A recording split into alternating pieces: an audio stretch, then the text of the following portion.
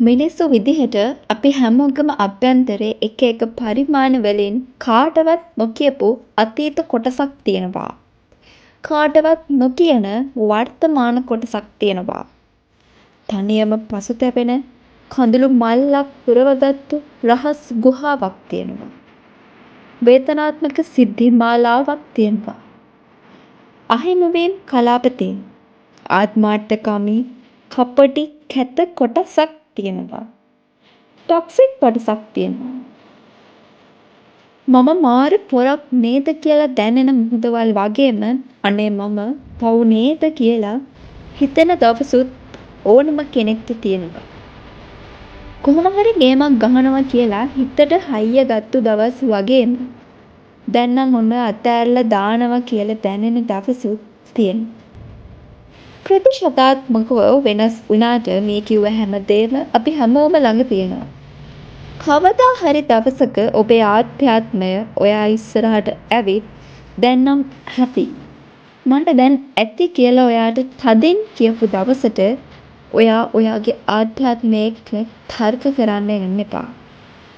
නිශ්ශබ්දව ඔහේ අල්ලගෙන ඉන්න එක විතරක් කරන්න. අනිවාර්යෙන් ආයෙත් එක දවසකින් එයාම ඔයාට ඇහැරවලා දැන් ඔහොම හිටියා ඇති නැගිටින්න.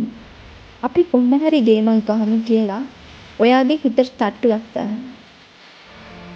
කෑලි කෑලි වලට බිඳුනට පස්සේ අපිට ආයෙත් පිළිසකර වෙලා නැගිටින්න හිතන දවසක් එනවා. ඒ තමයි හැටි. අපි අනිත් අය එක්ක තරඟ කර කර කාලය නාස්ති කළාට මේක තනියම ප්ලේ කරන්න ඕනි ගේම් එකක්. කෙටියෙන්ම කිව්වොත් ජීවිතය කියලා කියන්නේ තමන්ට තමන් එක්කම තියෙන ගේම. තව දෙයක් කියන්නේ. අපි හිතනවට වඩා මිනිස්සු බොහෝම වෙනස්.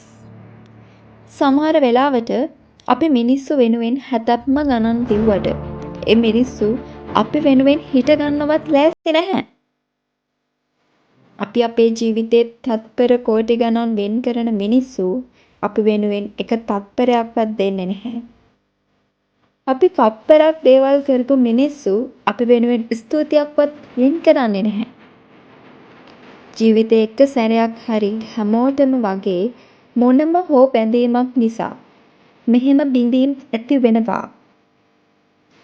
දවස් 363ක් හොඳම කරලා ආදරේම දීලා ඔයාගේ හොඳම කොටස් ටික විතරක් පෙන්නලා ඔයාට මහන්සි දැනුණු එකම එක දවසක ඒ කරපු දේවල් කරන එක නවත්තලා බලන්න. එක්කෝ පොඩ්ඩක් කතා නොකර ඉඳලා බලන්න. එහෙම නැත්නම් ඔවුන්ව ඉක්මවා කතා කරලා බලන්න. ඔබ මෙතෙක් දුටු ඉතා සුන්දර මිනිසා වෙනුවට ඔබ කිසිදා නොදුටු අමුතුම මිනිසෙක් ඔයාට දකින්න හම්බ වෙයි. මිනිස්සු එහෙමයි. එතන වැරැද්ද ඔවුන්ගේ කියලා පෙනුනට අඩුපාඩුව තියෙන්නේ ඔයාගේ අතේ. මිනිස්සු නිසා විඳුණු හැම මිනිස්සෙක්ම වැරදිකරුවෙක්. වැරැද්ද තමයි සීමාව ඉක්මවීම. අසීමිතව තමන්ව කැප කරගෙන අනෙක් කෙනා වෙනුවෙන් කැපවීම කියන්නෙම තමන්ව රිදවා ගැනීමම තමයි. අපි හිතනවට වඩා මිනිස්සු බොහොම වෙනස්. ඉතින් හැමෝටම කලින් තමාව පරිස්සම් කරගන්න. හැම දෙයකටම කලින් තමන්ට ආදරය කරන්න. එහෙනම් ගිහින් එන්න. Good luck.